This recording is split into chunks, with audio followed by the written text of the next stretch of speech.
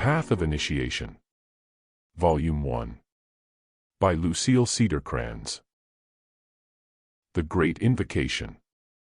From the point of light within the mind of God. Let light stream forth into the minds of men. Let light descend on earth. From the point of love within the heart of God. Let love stream forth into the hearts of men. May Christ return to earth. From the center where the will of God is known. Let purpose guide the little wills of men. The purpose which the masters know and serve. From the center which we call the race of men. Let the plan of love and light work out. And may it seal the door where evil dwells. Let light and love and power restore the plan on earth. The above invocation or prayer does not belong to any person or group but to all humanity. The beauty and the strength of this invocation lies in its simplicity, and in its expression of certain central truths which all men, innately and normally accept, the truth of the existence of a basic intelligence to whom we vaguely give the name of God. The truth that behind all outer seeming, the motivating power of the universe is love, the truth that a great individuality came to earth, called by Christians, the Christ, and embodied that love so that we could understand, the truth that both love and intelligence are effects of what is called the will of God, and finally the self-evident truth that only through humanity itself can the divine plan work out. Alice A. Bailey. The following texts are the first 2 volumes of a 3-volume work known collectively as The Path of Initiation. Volumes 1 and 2 of this series first appeared in 1952 as Creative Thinking and The Nature of the Soul, respectively, while Volume 3 appeared in 1956 as The Soul and Its Instrument. However, in 1957, Lucille completely transformed the earlier texts into the larger works we published in 2001 and 1993, but kept the earlier titles. Although the 2 sets of books are very different works, the duplicate titles were confusing, and it became customary to refer to the earlier versions as the short forms of CT and NS. In an effort to relieve this confusion, we have removed the earlier titles and are publishing the short forms simply as Volumes 1 and 2 of The Path of Initiation. Students of these materials typically find Volumes 1 and 2 very accessible and excellent introductions to the basic principles of the wisdom. Sincerely. Wisdom Impressions. August, 2004. In recognition of, and cooperation with this activity of the soul, a new thought form presentation of the wisdom has been created and placed in availability for those who seek it. It can be contacted as an abstraction via the activity of meditation, and must then be translated into a concrete form by the one who meditates. This series of instructions is an interpretation of that new thought form and has been written in an effort to aid man in the search for his soul. For those who seek authority behind the written word, the truth of this text must be proven via its application. A formulated concept is of value only if it can be worked out as a living truth within the life and affairs of humanity. Therefore, do not look to the source of this teaching for its authenticity, but to the application of it within your own life and affairs. The Nature of the Soul, pages 3 to 4. Introductory. Another evolutionary step. Basic steps. Government, laws. Initiations. Group consciousness. Man is taking another evolutionary step into a new kingdom, the spiritual kingdom of souls. Already there are many who have taken the initial step. They are those who are consciously aware of themselves as souls, and as such they work in the world to accomplish their purpose. They seek to aid man in his struggle to expand his consciousness of self to consciousness of soul. This teaching is based upon the teachings of the Christ received from him, via his messengers, as telepathic communication. It recognizes the masters of the wisdom as emissaries of the one master, the Christ. It is dedicated to serve with them in the work of preparing race-mind consciousness for the appearance of the Christ. The teaching is based upon certain basic concepts, which are briefly outlined as follows. A. Government.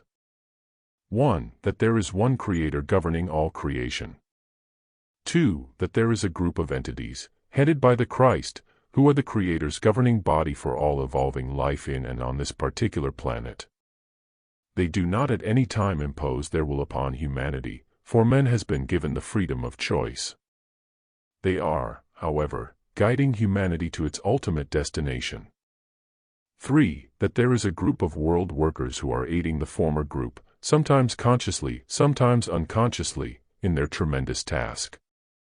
These individuals are highly evolved souls, incarnating for this purpose. They are the enlightened, and sometimes the great men and women of the race. B. Universal laws. 1. The law of evolution. This is the divine law governing all creation, meaning that all consciousness is evolving upward, that all is a progress. God created souls who are, as children, growing under the law of evolution to adulthood. The physical plane is but the school for this great cycle of evolving creation. 2. The law of reincarnation. This could be called God's grading system. The soul incarnates not once in human form, but many times, growing in the school of experience to a higher state of consciousness. There is a misinterpretation in this law which must be corrected. Never does a human soul incarnate in anything but a human body. 3. The law of karma or retribution.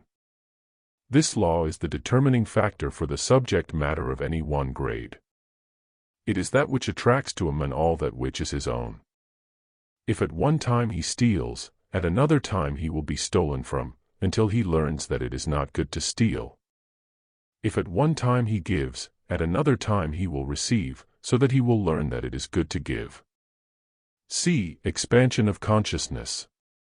1. That the physical form is but the vehicle of the soul, and the personality is the instrument through which the soul expresses itself.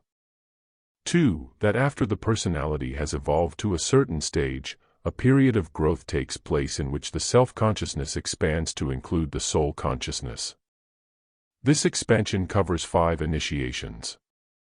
These 5 initiations are: First initiation. The birth of the Christ. In this stage the personality has discovered his spiritual soul, and has been born again in Christ consciousness. Christ consciousness is that higher state of being overshadowing humanity. It is that to which all men aspire. The initiation means, then, that the individual has finally discovered his true self and the reason for his being. He lives, stands, and walks in the light of the Christ, sharing that light with all whom he contacts. Second initiation. The baptism. In this initiation the individual undergoes a purification process. Through disciplinary training, usually covering a period of several incarnations, his motives and desires become pure. As a result, his body is pure and he has gained control over his lower desire nature. Third initiation. The transfiguration or illumination. This is the first major initiation, in which the consciousness becomes illumined, so to speak, with the light of truth. The individual undergoes a great awakening and begins, with wisdom, to glimpse the cause back of all he sees. He is cognizant of the reality underlying all form manifestation and begins to think in terms of, and work with, energy. Fourth initiation. The crucifixion. The initiation in which the individual crucifies that part of his being which stands between himself and complete freedom. He sacrifices all personality, ambition, and desire to the one life indwelling all form. He gives himself completely, works for, and is subservient to the one life. After release from personal desire and ambition, he comes back to work in the world, but with one difference: his motive is love of humanity, and all that he does is in service to his brothers. Fifth initiation. The ascension. This initiation is so advanced that very little can be said about it at this time. It is freedom from and mastery of the 3 planes of human endeavor: the physical plane, the astral plane, and the mental plane. The individual is released from the wheel of rebirth, and if he does incarnate in human form, It is only in times of crisis for the guidance of humanity. Man today is undergoing a difficult transition of which he knows little. He is completing the first initiation, and is approaching the second as a race, fluctuating between the emotional aspect of his nature and the mental. He is learning to react to life intelligently, rather than with just his emotions. As he becomes more and more polarized in the mental aspect, he comes closer to the revelation of his own soul. Still, man does have the freedom of choice, and should he decide to continue along his selfish path to destruction, he will undergo another period of dark ages in which the spiritual soul will be unrealized, and the completion of the first initiation still waiting.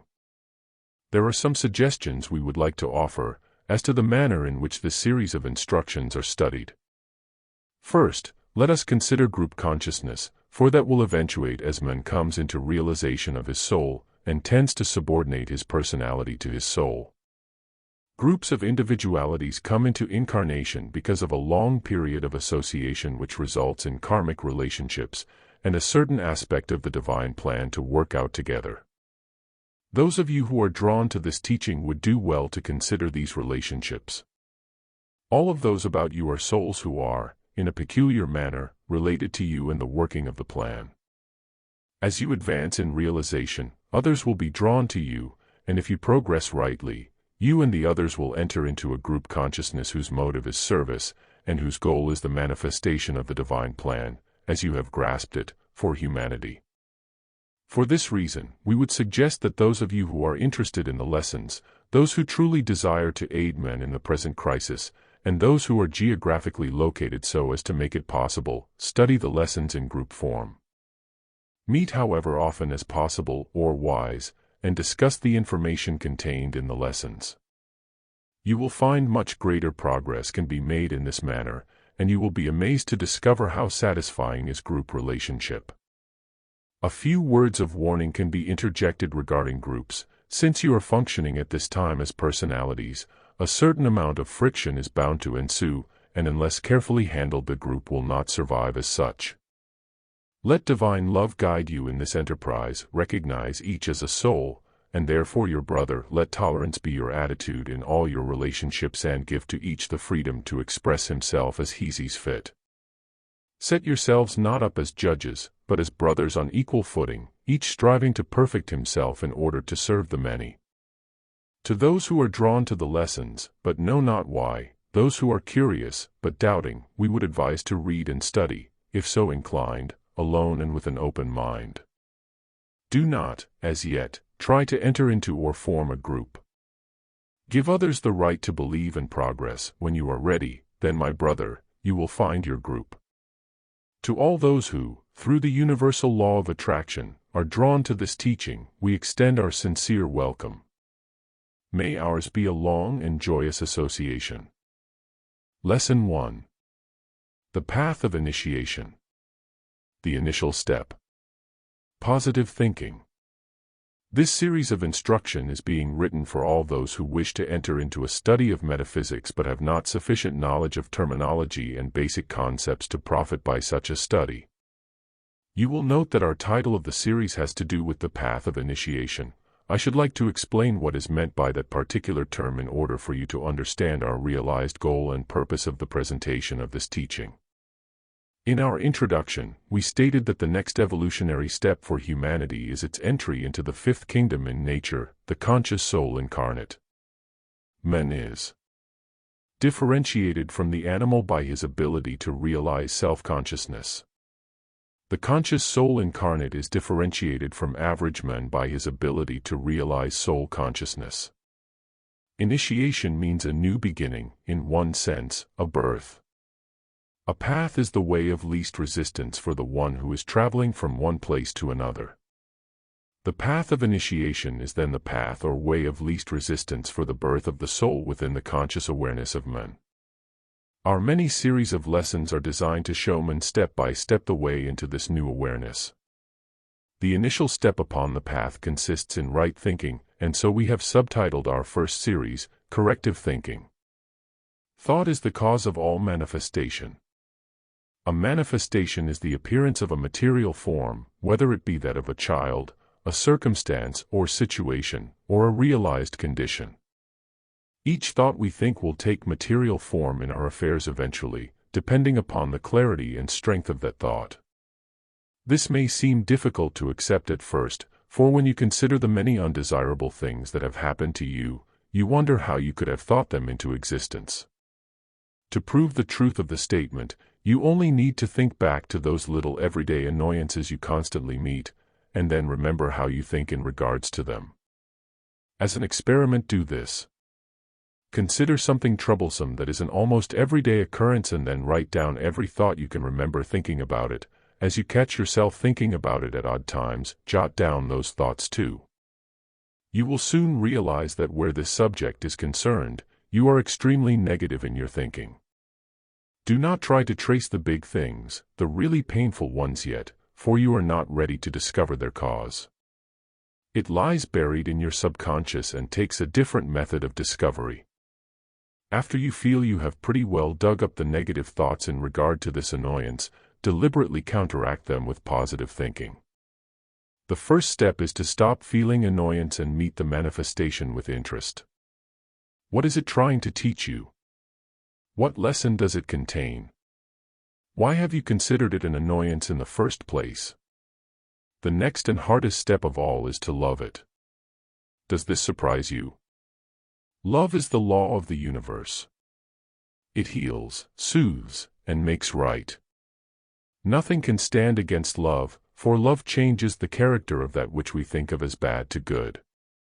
Out of bad will come good if it is met with love. Then, regardless of how undesirable a thing is or even how evil it appears, learn to love it, and remember that one of the basic concepts of metaphysics is, there is no such thing as evil, it is only apparent evil and is behind it the purpose of God. God works in mysterious ways his wonders to perform, and who can fathom his plan or call his manifestations evil? Many may create apparent evil out of the error in his thinking, but even that is only apparent and done with the permission of God. God created man and gave him will. He gave him a right to exercise that will, knowing that sooner or later man would understand God's will and it would become his own. The last step is not so difficult after the second one has been taken. It just takes a little discipline. With love in your heart, replace the negative thoughts with positive ones. Write down all of the opposites to your negative thoughts and think them every time the subject comes to mind. Lesson 2. Private world. Past incarnations. Idle thoughts. Happiness. In the first lesson we said that every thought will take material form eventually. In this lesson we shall go further and say that the little private world in which each one of us lives is but an outpicturing of what we have thought in former incarnations, have thought in the immediate past, that which lies behind in this incarnation, and that which we think now. In order to better understand this, we shall now consider which of the three categories are responsible for various manifestations. A. Past incarnations. If you have studied our introductory lesson, you realize that the human soul incarnates many times, each time learning more of the truth through experience, that truth being added to its consciousness when again it takes a flesh body. Actually, the incarnating entity creates in one incarnation the type of life it shall manifest in its next incarnation. It forms many associations and comes back again and again with those same people. It builds many dreams of what it would like to do, have, etc., and is unconsciously building the world into which it will return. When one stops to consider the quality of those dreams, it is easy to understand why we see so much suffering around us. How often do emotions of revenge, jealousy, hatred, greed, etc., color our dreams? When the incarnating entity fails to realize his dreams in one life, they will manifest for him in the next or the next, and if they are ugly thoughts, it stands to reason that the life in which they take form will be an ugly one. These thoughts are the cause of the conditions into which we are born as children. They form the basis of our entire incarnation, for the first 7 years of a child's life forms the patterns the rest of his life will take. All of the thoughts that are handicaps to healthy living are acquired in this age, that is to say, childhood impressions which become complexes and block the healthy expression of the adult. When you desire greatly something you cannot hope to have, you are building another life for yourself.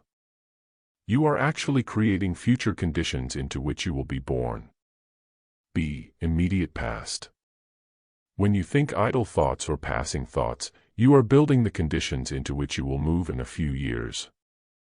Very often you will feel a strong desire for something, but it is replaced after a short time by a desire for something else. That which you desired, you are very likely to meet at a time when you realized you didn't really want or have need of it. Then you do not know what to do with it and it is a bother. Be careful when you desire something, making sure that it is not just a temporary whim. C. Present thoughts. Our present thoughts manifest the little things in our life that, when added up, tell the story of whether we are happy or unhappy. It is not the things which happen to us that cause our happiness, but rather our reactions to them. Happiness as a state of mind is possible of attainment under any condition. Life on the physical plane is never without apparent conflict, for conflict produces growth, but life anywhere can be pleasant. If we meet the challenge of life to the best of our ability, learn to accept the so-called bad with the good, and practice positive thinking, we are happy individuals. Write a list of what constitutes positive thoughts and negative thoughts, and discover which ones you entertain most of the time. Check your list daily and see how many of the negative thoughts you can eliminate from your mind. Lesson 3. Where thoughts come from. The mind and the brain. The quality of consciousness. The environment. In this lesson, we are going to discover where thoughts come from. We know that we have a mind and a brain, but to most people, the mind and brain are something pretty vague and hard to understand. The mind is a body of mental energy, interpenetrating every cell of the physical body, therefore, we call it the mental body. It is dual in nature, having two main functions and a third that evolves out of the two. The mental body is like a radio. It is a receiving and sending set capable of picking up electrical impulse, translating it into thought, and sending it out again to a desired destination. These two main functions, receiving and sending, can be combined in a way to cause the mind to be creative.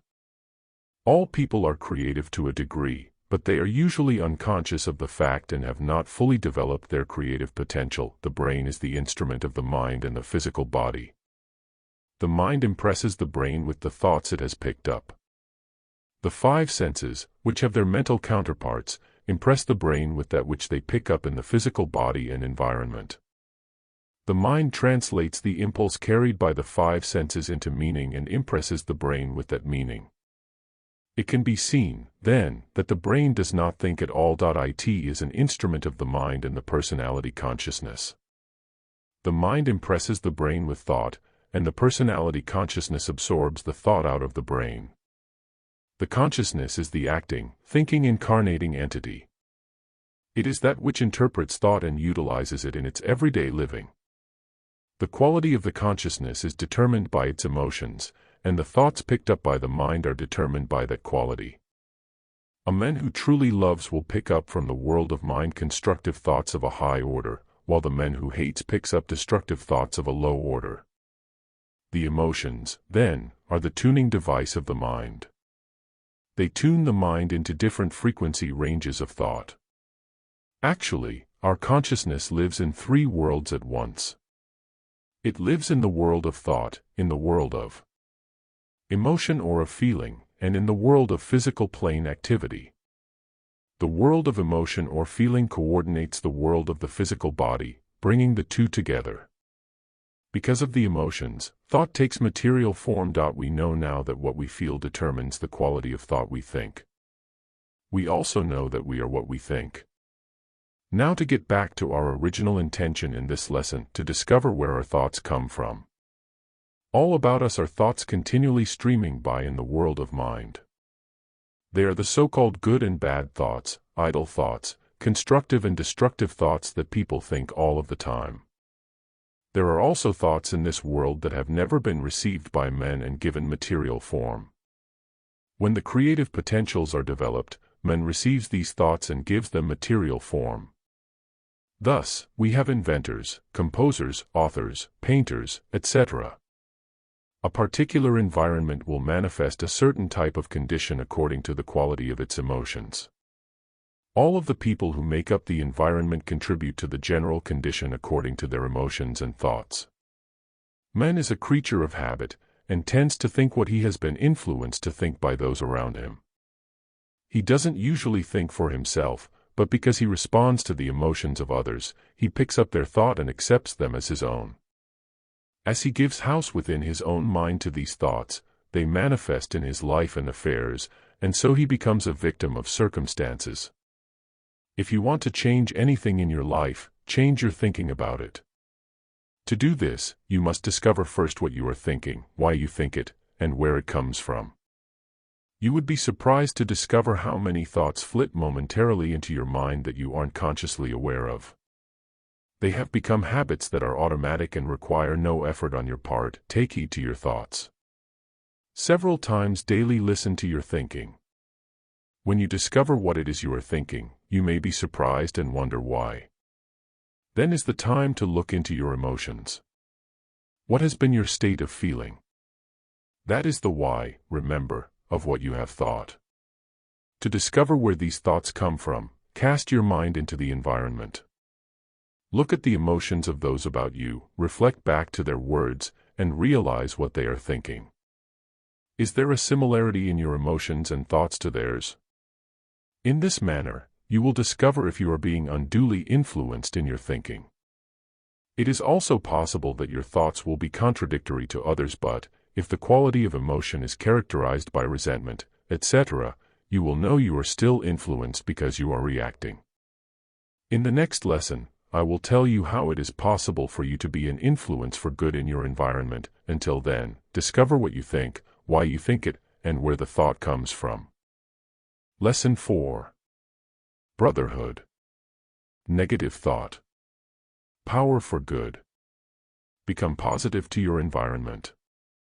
By now, if you have followed the suggestions in Lesson 3, you realize that your environment exerts a very great influence upon you, and not all of it can be called good from your point of view. I doubt if you have considered anywhere near the entire environment that includes the radio, newspapers, community in which you live, etc., etc., and that is as it should be, for your immediate environment concerns only your sphere of influence.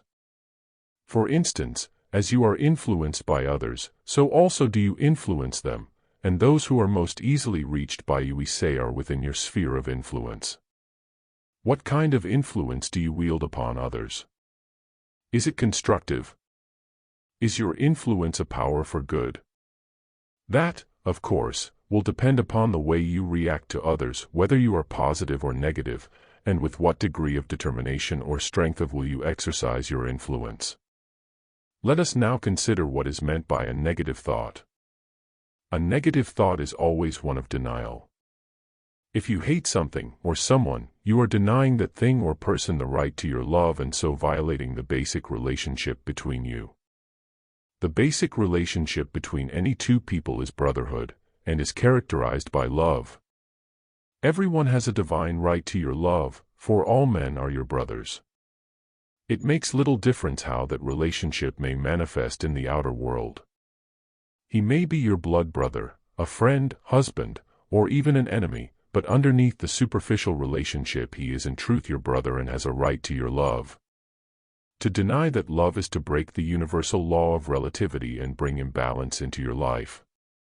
If you do not like a situation, you are denying your own growth. Within every situation is valuable lesson material for you. Remember, you have earned, in some way, everything that happens to you, be it pleasant or unpleasant.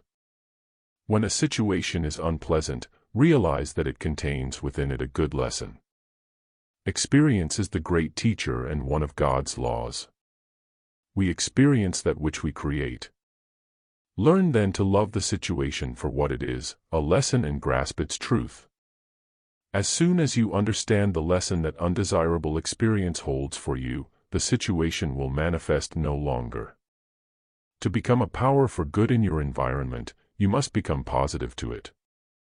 This means that it does not cause you to react negatively. You do not hate, resent, envy, fear, etc., but rather you love everyone and everything around you. If you know someone who is full of resentment, how can you help that person? It cannot be done by becoming annoyed with his complaints, by agreeing with his resentment, or by avoiding or criticizing him. That is what is most commonly done. First, realize that within the heart of all men is good.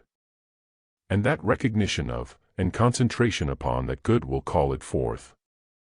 Look for and find the good within him, and then pour forth your love to him. Appeal with love to the good you know is there. Then realize that within the mind of all men there is intelligence. The mind is, by nature, intelligent. If it appears differently, that is because it has not been influenced to think intelligently.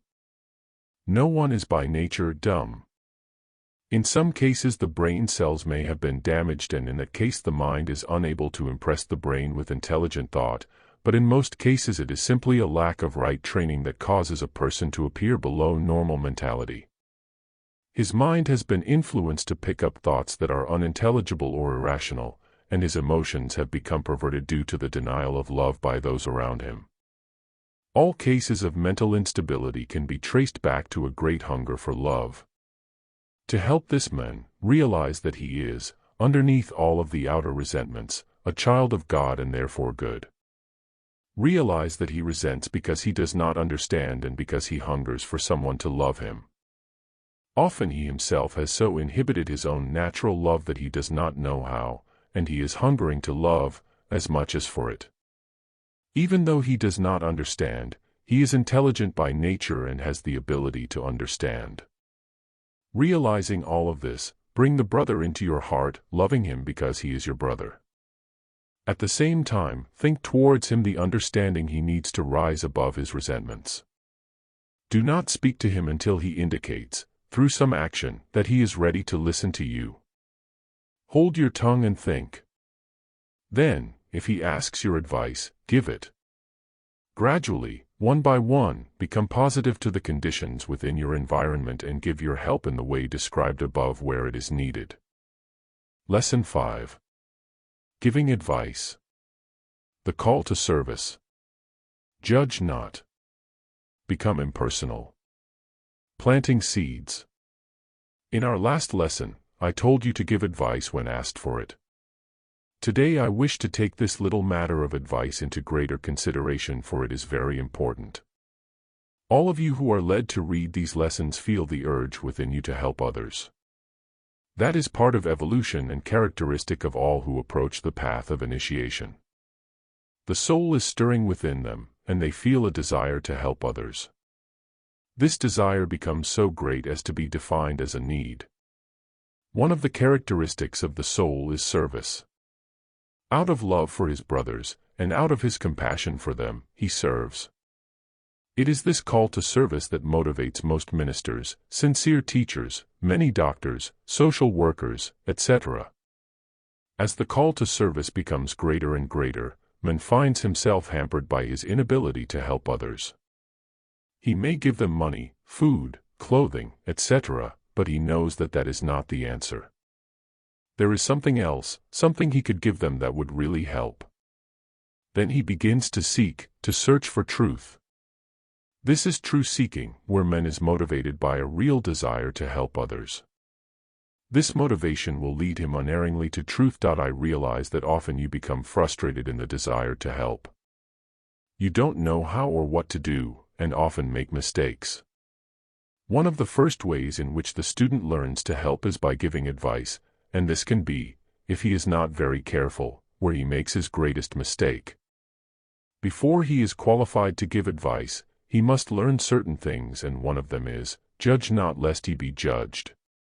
He cannot decide what is right or wrong action for another person. He must not criticize or condemn, even silently, another for his actions, and therefore the only standard of right and wrong is for himself. He cannot, then, consider even for a minute that something someone is doing, or has done, is wrong. He must realize that what the man is doing is right for him because that is where he is in understanding. He realizes that the things the man is doing will teach him needed lessons and give him a full rich understanding. Realizing these things, he then attempts to understand what it is the other doesn't realize. He sees, when he does not judge, what the man's next lesson is, and is then enabled to help him.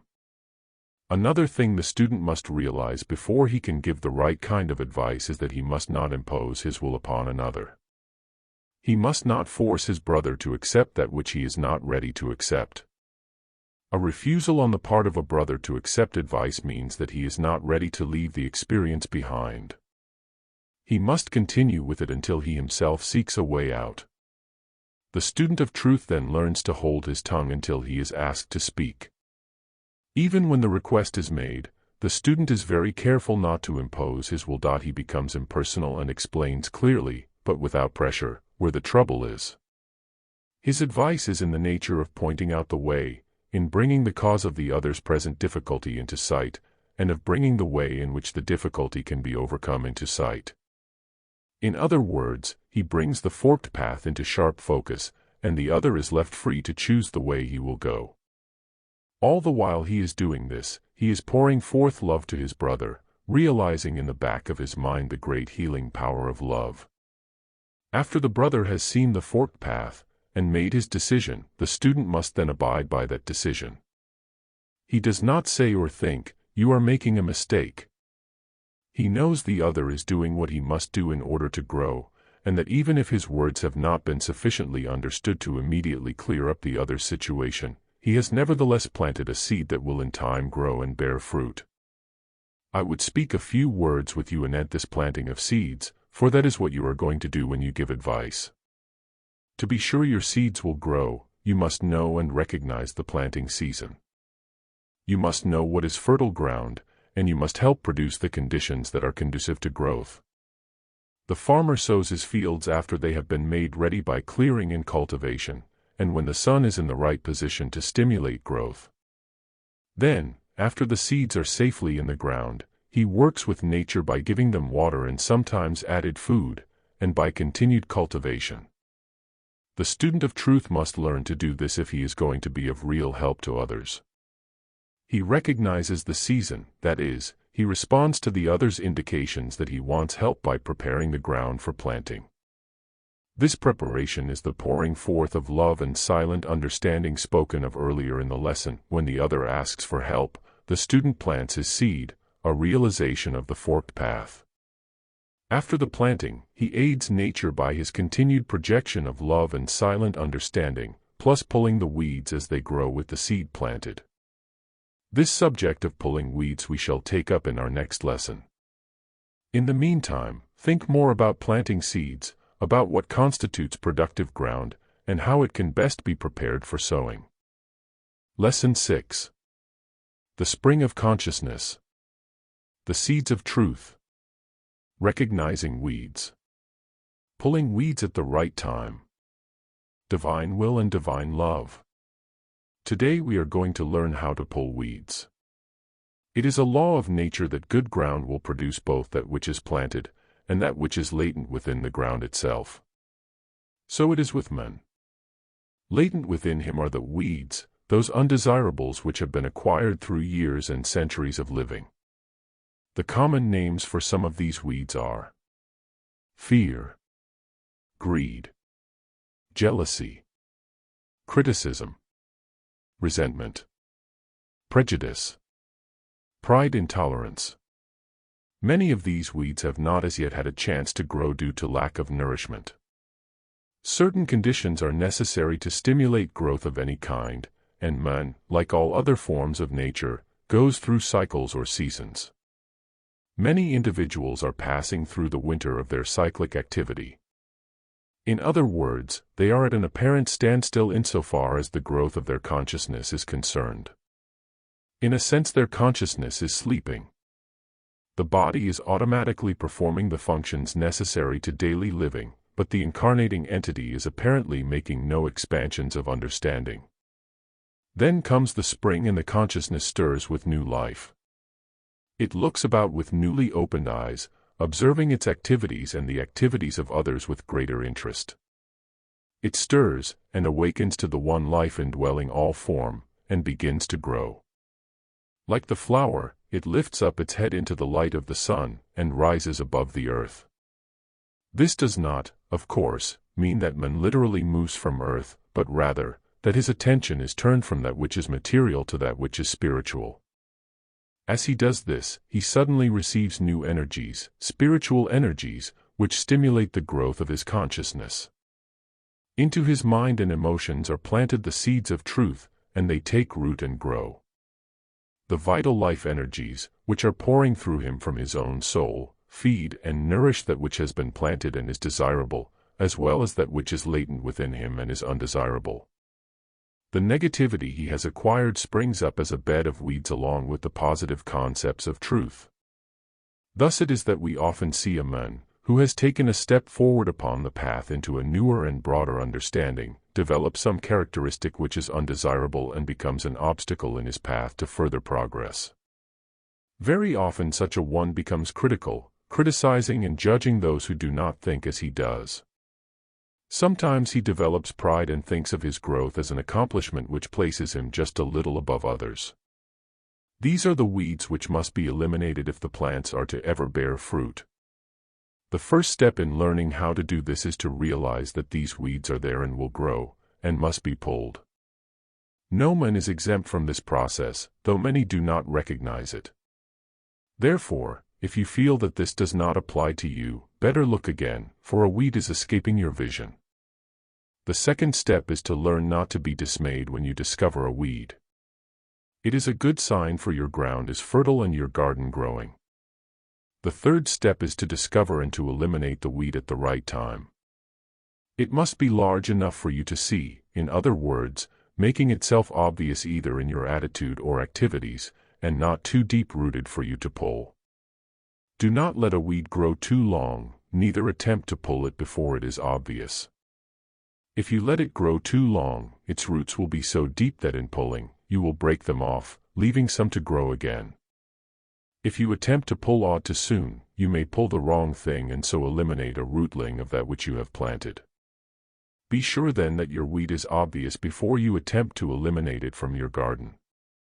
However, once it is obvious, and you know it to be a weed, waste no time, pull it. The last step is in the pulling of the weed, and that is very important. As you pull something, pressure is applied in a pulling manner from above, and as it comes out it is revealed in its entirety. Your garden tools in this instance are divine love and divine will. First you realize that you are the gardener, the divine soul, and that you can do anything you wish with your garden. You can let it become a bed of weeds or a wonderful garden of spiritual food for the spiritually hungry, then you bring your will to bear upon the weed. Your will is your intent, and is actually the plan of your garden. You see it as you wish it, in your own mind, and then follow through with divine love. Divine love is a wonderful tool, and can be used in many ways. One of its characteristics is its quality of magnetic attraction.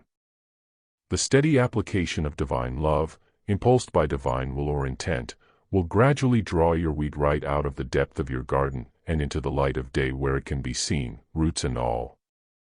Then you will know its cause, and the weed will have been instrumental in the growth of your understanding.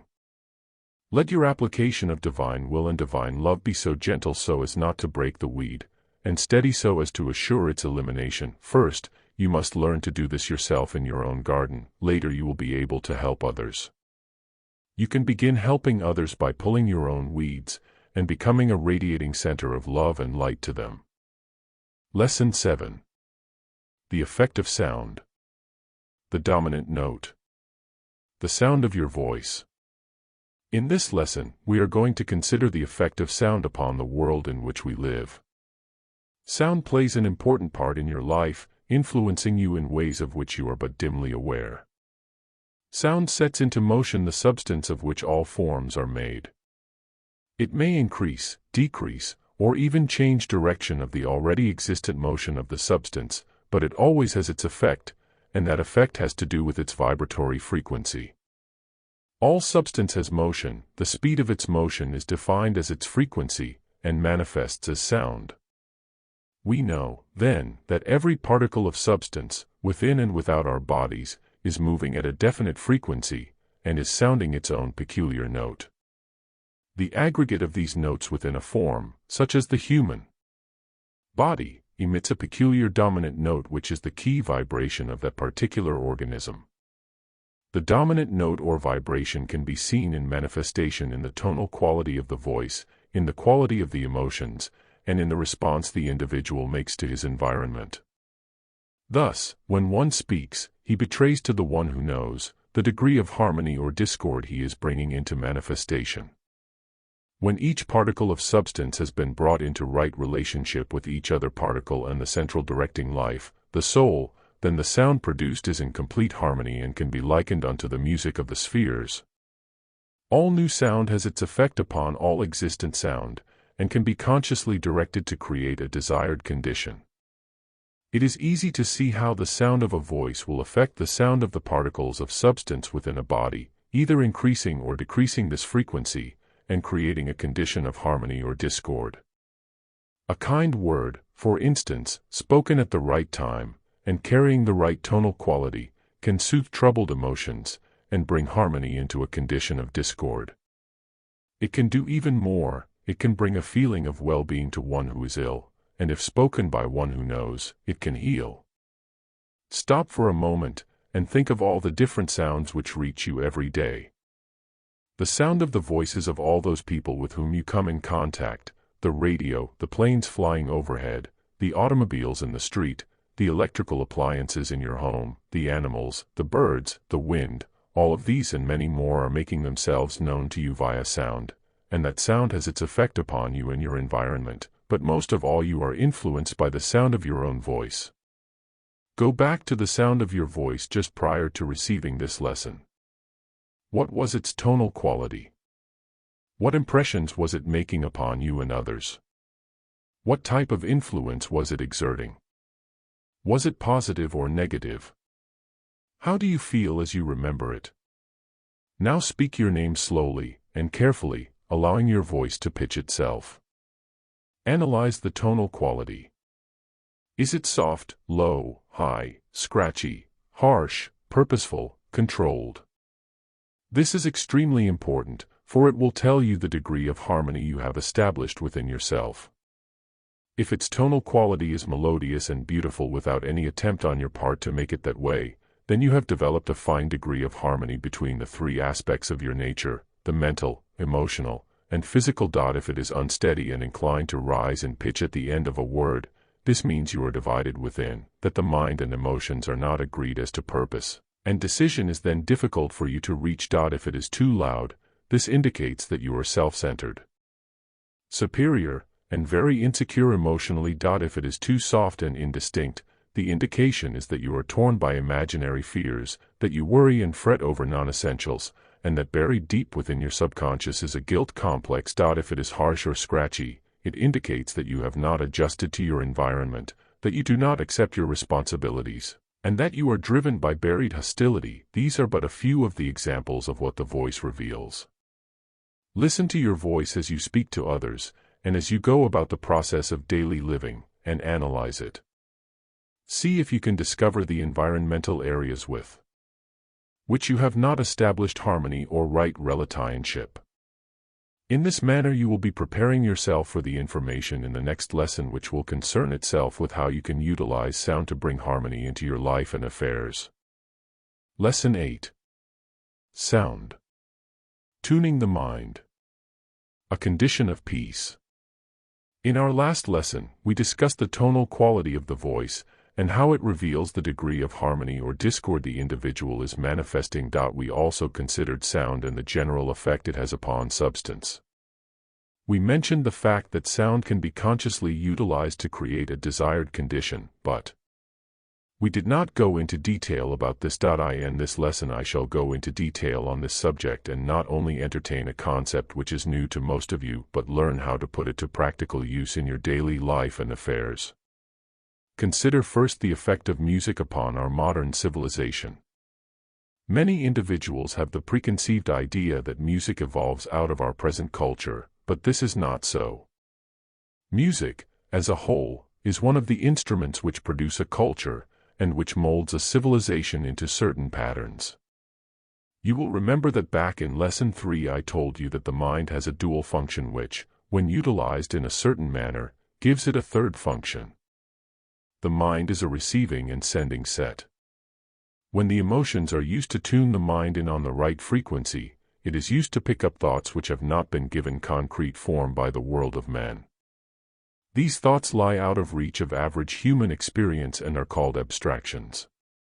When man is able to tune in on them and receive them, he clothes them in concrete mind substance, and gives them form. Thus an abstraction becomes a beautiful piece of music, or literature, or a beautiful painting, etc. This is the creative function of the mind, which is the third function arising out of the ability to receive thought and reproject it. In this case it is projected, as creative art, onto the physical plane, thus a thought form is materialized as a physical form. These abstractions which creative artists bring down as music, art, literature, inventions, etc., play an important part in the building of civilization. They steer humanity, so to speak, into certain types of experience which are felt by all men. Music has its effect primarily upon the emotions of the race. It brings them an emotional awareness of relationships which they would be unable to reach without it. For instance, the men who cannot sing, play music, or compose it, can still reach the feeling tone of certain relationships by hearing music. A young couple always have what they call their tune or song, and this is because that particular piece of music crystallized in their feelings of which they were only partially aware. It is no accident that so many young people realize that they are in love while dancing to a particular melody, or while hearing it on the radio, etc. The man who sings, while he possibly cannot compose music, can reach that feeling tone the composer knew by singing it. So we see that the composer actually brings an abstraction down into concrete form for others to know. He is serving the race, sometimes without even realizing that he does so. Listen to different kinds of music and analyze its effect upon you, paying particular attention to that which you have not heard before. What type of experience is it designed to produce? What effect does it have upon the masses who hear it? Then realize that in the same manner in which the composer received the abstraction and gave it concrete form, you too can utilize sound to create a desired condition in your environment. First, decide upon the effect you wish to create and why. Are you motivated by selfish desire or out of a desire to help another? If you wish to bring a condition of peace to the troubled emotions of someone close to you, and you are sure it is being done out of a real desire to help them, then do the following. 1. Think of the individual with love and understanding. Take him into your heart and feel the peace you would have him know. 2. Then with your mind, reach out to God for the right words to say to him, or the right thoughts to send him. 3. When you feel you have them, speak them, or think them, and on a wave of love sent toward him, speak aloud the words, "So be it." Try this for a while without any physical contact with the brother you are helping. Whenever you speak about him, do so with the thought of the help you are giving and the feeling of love you have for him, and then watch the tonal quality of your voice. You will note a definite change in it, and that change will have its effect upon the condition. Peace be with you. Lesson 9. Speech. Realizing brotherhood. The effects of words. The Aum. We shall continue our study of sound, considering today one of its forms of manifestation, that of speech. Speech is a very important tool of man, in that it allows him to communicate his thoughts and feelings to others. Via communication certain relationships are established and evolved until eventually the relationship of brotherhood is realized. Speech plays another very important part in a man's life which he seldom recognizes, though the world is more aware of the power of words than ever before. Speech is a tool which can be used to bring about manifestation. It crystallizes a thought and feeling into concrete form by setting up a vibration in physical plane substance which attracts it into manifestation. While speech evolves as a result of a state of consciousness, and is therefore an effect, it nevertheless becomes in turn a cause and brings about an evolution of consciousness as its effect. For instance, let us consider man when his state of consciousness was such that the concept of want was first realized. He experienced a sense of lack, of need, and coined a sound which was the equivalent of our word want. Let us say he wanted food. He was aware of hunger, was discontented as a result, and sought food. Eventually his seeking brought him food and satisfaction. He was no longer aware of lack. After many repetitions of this experience, man became aware of another want, a need for a mate. He sought her out, and went on to new wants until eventually, many centuries later, man stood on the threshold of a new age experiencing a new want, one for his soul. He needed to fill himself with the love of God, and so his want became something new, an aspiration. The state of consciousness which had coined the word want had expanded and grown by the experience it had produced, until the consciousness was such that it no longer thought in terms of want. It aspired to God. Students of metaphysics are taught to guard their speech, and speak only after careful thought, for words have a way of producing the very effects one may not desire. As an example, if a man declares over and over, "I am so poor, I want more money," he is creating the poverty in which he lives, by his words. How could it be otherwise? He states emphatically, "I am so poor. I want more money." All of nature contrives to bring his exact words into manifestation. The words, "I am," are an assertion of your authority in the world in which you live. We have already seen that we create that world with our thoughts and emotions. When we say, "I am," we are asserting our mastery here, and whatever follows those two words is a proclamation that will surely come into being. Thus to say, "I am poor," or "I am sick," ensures the continued manifestation of your poverty or your illness. Such is the law. In man's efforts to shape sounds which will more clearly describe his thoughts, many languages have evolved. He uses many words to describe the shaded difference of his thought or feeling, the tonal quality of a feeling, etc. Would it surprise you to know that man, with all of his creative ability, has never created a word which exactly and perfectly portrayed any of his thoughts? This is true, thus man continues to search out a better method of communication, newer and more descriptive words. There is a word which expresses perfectly the true self, the soul of everything that lives. That word, when spoken with understanding, produces a sound which is creative. It will create the form, through control of the vibration of substance, into which a thought is made manifest, thus giving it the proper clothing for its appearance in the light of day. That word is very simple, being composed of just two letters, Aum. As an exercise, do the following for a month. Think consciously. I am a conscious soul incarnate. Then sound the Aum, singing it in the key which seems most natural. Lesson 10. Truth. The demand to know. Aspiring to God for humanity. High noon.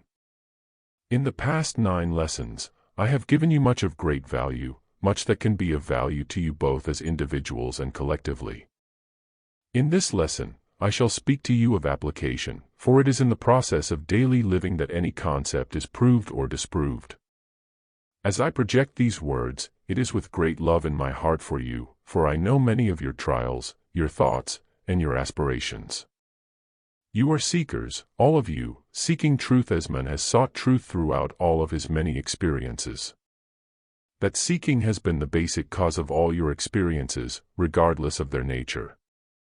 The so-called good and the bad have been the result of man's great desire to know. The vague, indescribable restlessness within, which drives man from one experience to the other, is his demand for truth. And what is the truth that man seeks? His own identity. The realization that he is a son of God, a conscious soul incarnate. Down through the ages, a man here and there has found that truth, has established, once and for all, the fact of his own divinity, and out of a selfless love for his brothers has tried to bring this truth to all men. Today, the demand to know has risen from the subconscious of the race, and humanity as a whole is conscious of this demand as the great need which must be fulfilled.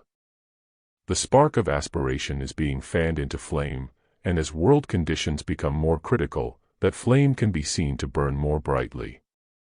As human aspiration surmounts the greed of the separated self, the demand of humanity for truth will become so powerful as to bring it forth, and men will be free. Know the truth, and it shall make you free.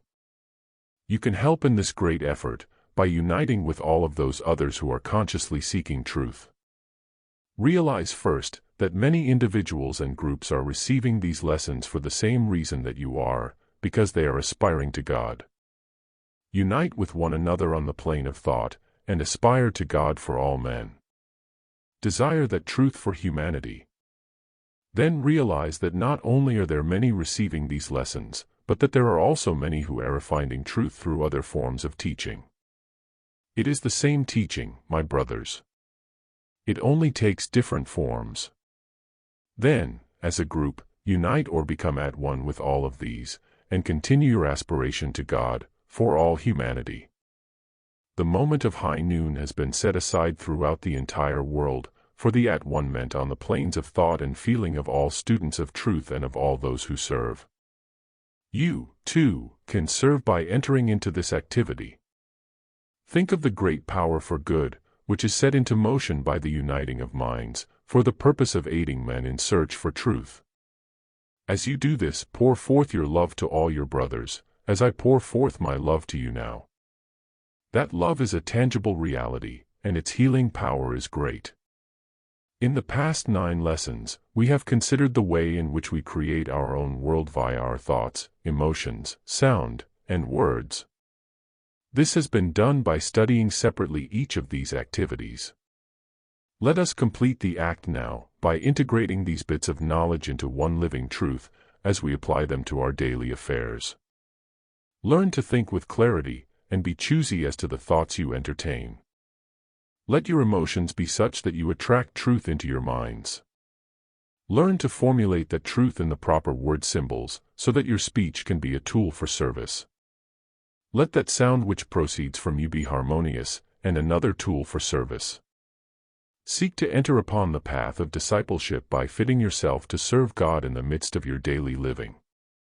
Keep a spiritual diary, and into this diary put all of the ways in which you have been able to live truth, to apply it where you are. Do this religiously, and as your mind continues to dwell more and more on truth, you will discover many ways in which you can apply it. My brothers, this is the last lesson of this series.